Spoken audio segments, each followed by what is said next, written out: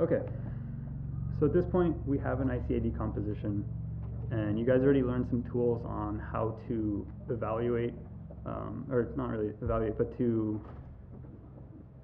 study what the components are, like the stories they're telling. But really the first thing that you should do once you have applied ICA to a data set is to figure out whether you're actually happy with the decomposition. So I'm going to talk a little bit about that in the first section. Then I'll show how to learn a little bit more about your components. Then I'll talk about how to discriminate different kinds of components, because you don't only get brain, as you've seen. You've generally heard them referenced as artifact components, but that term is arguable. You can say non-brain biological components. There's 60 Hz noise as well. And then finally I'll talk about the IC label website that I made and how it could be useful to you guys to learn all this stuff. Okay. So first thing I'm going to talk about is how to plot scalp maps. So you go to plot component maps in 2D, and some of this you might have already seen in the previous ones, but that's going to open up a window, and the main thing to note here is the component numbers. You're just telling it which components it is that you want to plot, and then at the bottom there's going to be a section where you can add options. By default it has electrodes off, which means it does not show you the position of the electrodes on the scalp topography, which is another way of saying scalp map. If you, in the MATLAB terminal, type out help pop topo plot, it'll list out all the options you can put in that section. So that'll pop up a window. In this case we told it to plot components 1 through 12, and this is a nice set of components to see. They all look relatively meaningful, so we'll talk more about how to see that. This, by comparison, are not good components, and it's not a binary decision of having a good component versus a bad component. You can have brain components that are not well defined. So as you can see, compare, for instance, component 3 on the left plot versus component 1 on the first plot. You could argue that they might be trying to describe the same effect, and it's just a much worse representation. But the fact that all the components on the left are so bad just means the ICA decomposition is not satisfactory, and you need to go back and pre-process your data set better. So another way to look at components is the scroll activity for the component activations, and you already saw this for the channel data. Same plot, same window, but it's showing you components instead.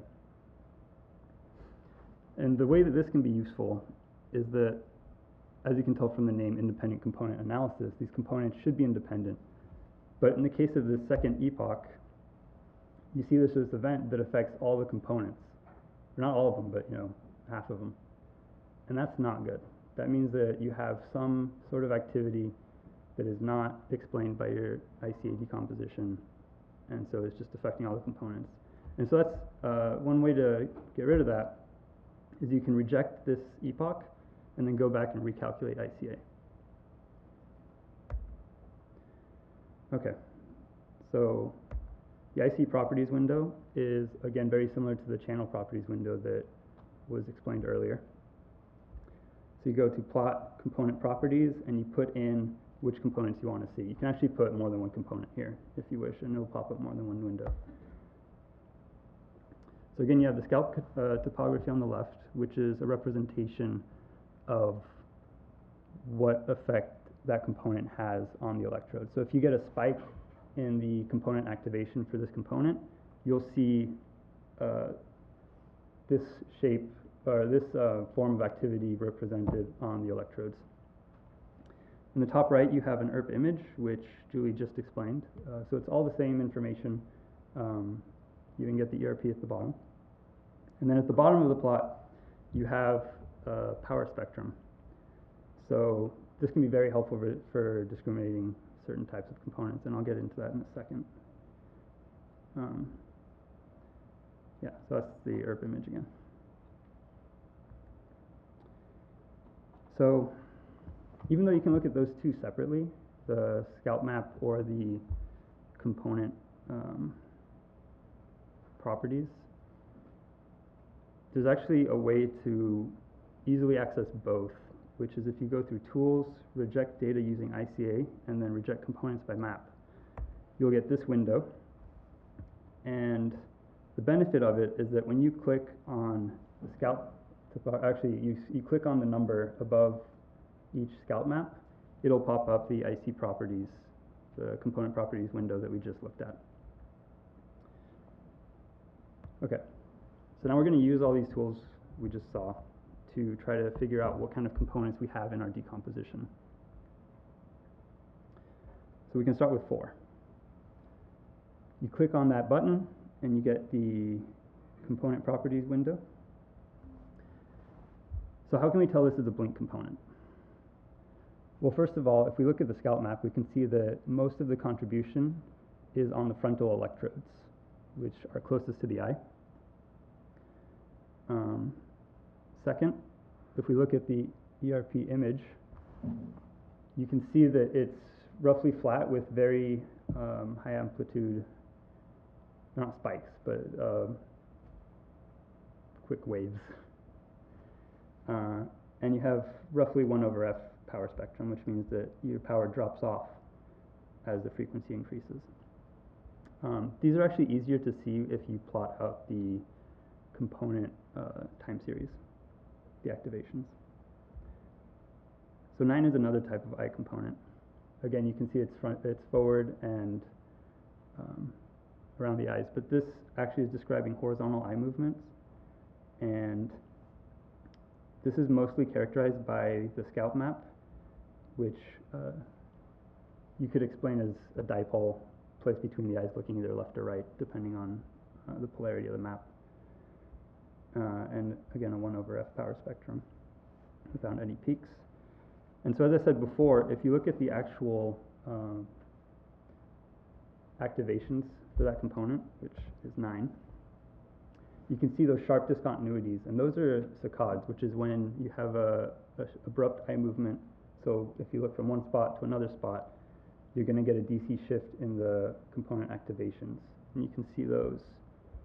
You see the mouse? No, it's not showing up. Anyways, you can see it around epoch 4 and 5. There's 2 there. They're pretty clear to see. So you can typically expect a blink and a lateral eye movement component in almost every data set where you have your eyes open, just because people are always going to look around and they're going to blink. Sometimes you get the blink separated into 2 components, as we saw in an earlier data set, but that's not too common in my experience. So next we can look at muscle components. So ICA can separate muscles, although it has a bit of trouble in the sense that sometimes it needs more than one component to describe one muscle. The activity that muscles give off is very spiky and not, it's not a discrete point. So it's not quite linear, I guess I would call it. But when you have a component describing muscle activity, it's very easy to recognize it from the power spectrum, because they're essentially the only component type that have high power at high frequencies, higher power at high frequencies than they have at low frequencies. So some people call it a square root sign to describe that shape. Furthermore, the scout maps will have, well, you guys earlier learned about the equivalent current dipole representation that is so common in brain components. And often that actually applies also to muscle components, except that the residual variance calculated is usually pretty high, even though visually it looks like it could be somewhat dipolar. And those dipoles will be very shallow, specifically because the brain or muscles are outside of the skull. So if you imagine that dipole projection affecting the electrodes, it's going to be, it's not going to have very much room for those electrical fields to propagate, and so it's going to be very contracted. So you can see that again, the high frequency activity is also going to affect the waveforms. So you can see that in the ERP image, but better, you can see it even better in the component activity plot, and we'll see that in a few slides. So next we have bad channel components, which you can also call component noise. These are when you get a channel that is either has a bad contact or gets repeatedly bumped, or just has I've seen even just one extremely high amplitude artifact causing ICA to segregate a component to its, or a channel to its own component. And it's going to happen any time that you have activity in a channel that is not represented in any other channel. So it's already independent on its own. Those are usually channels that you can just remove ahead of time, and you make the process of decomposing the data set easier for whatever ICA algorithm you're using. But at times it figures it out on its own, so it doesn't necessarily ruin the decomposition. But if you find that most of your To return the key, we need to put more material. Okay, we need everyone to return the USB keys right now. Yeah, because we need to put more material for tomorrow. Okay. So yeah, if you have any, just give them to Arno. So yeah, the one thing to note about these is if you end up looking at your ICA decomposition and a majority of your components are single channel, that's an indication that you have to go back and do some more pre-processing, because it didn't really find a good decomposition. Yeah, so in the ERP image you can see those high amplitude artifacts. So for both the muscles and the bad channel components, we can go back to plot, component activation scroll, and plot them. So first we can see the spiky activity of muscles. It's pretty easy to recognize once you know what to look for. And then for the bad channels, you can see the high amplitude artifacts that are occurring on just those channels. You don't see that represented in the other, well, these are components, but you don't see it really translating to the components. So it's well segregated just by taking out that channel. So these are probably the ones you guys care about most, which are brain components. Scott actually this morning talked about how a lot of the features to look for. So to list them again, we care about dipolar scalp map. So yeah, you can see those. For instance, the negative end of the dipole would be facing the occipital region of the head in component 8. Then you have the 1/f power spectrum, so you have the relatively smooth drop off, but brain components will tend to have peaks at somewhere in the range of typically 5 to 30 hertz, most commonly around 10, but it really depends on what is happening in that brain component. So here we see something around a little above 10 hertz and then a little below 20 hertz. On top of that, ERPs are pretty strong evidence for brain components, but it will not always have one. It depends on what event you're epoching on. You could have brain components that are doing different things at different times in your data set, and they might only be responding to specific stimuli. And if you epoch on one of the stimuli that they don't respond to or that they're not involved in, then it would make sense to not see a strong ERP. Okay, you can also get heartbeat components. So this is pretty much electrocardiogram that gets picked up by the EEG electrodes. And so you can see periodic spiking, usually around 1 second intervals. And the scalp topographies will tend to look like roughly linear gradients. So it's just a smooth transition from one value to another across the scalp map. And you can sometimes see these two peaks around 5 and 10 hertz, but not always. Okay, so now I'm going to give you guys a quick introduction to the IC Label website and how it can help you.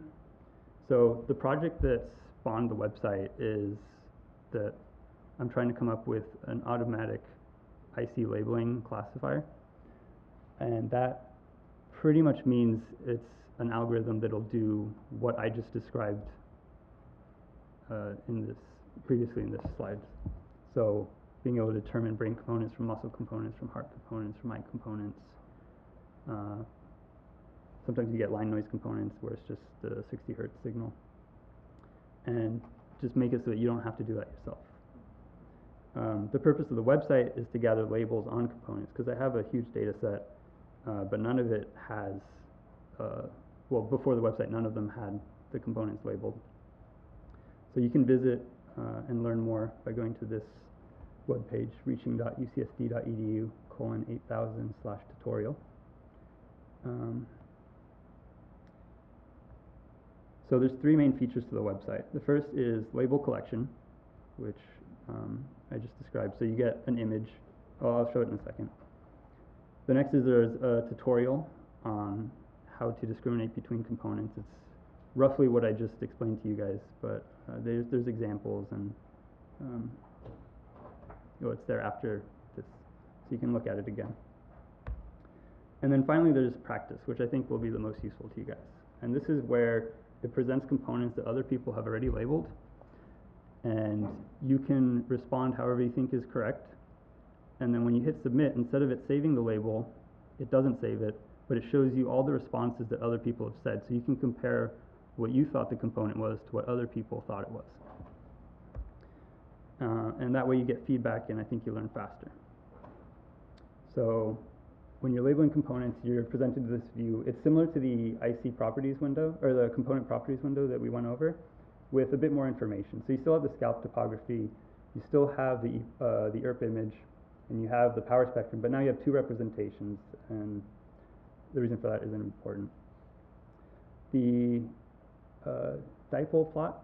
So we've talked about dipolar components and how to look for them in the scalp map, but there's computational methods for estimating the actual location given an electrical forward model of the brain. So you model the different tissues, and then you can try to find the location to place the dipole and orient it that best matches the scalp map.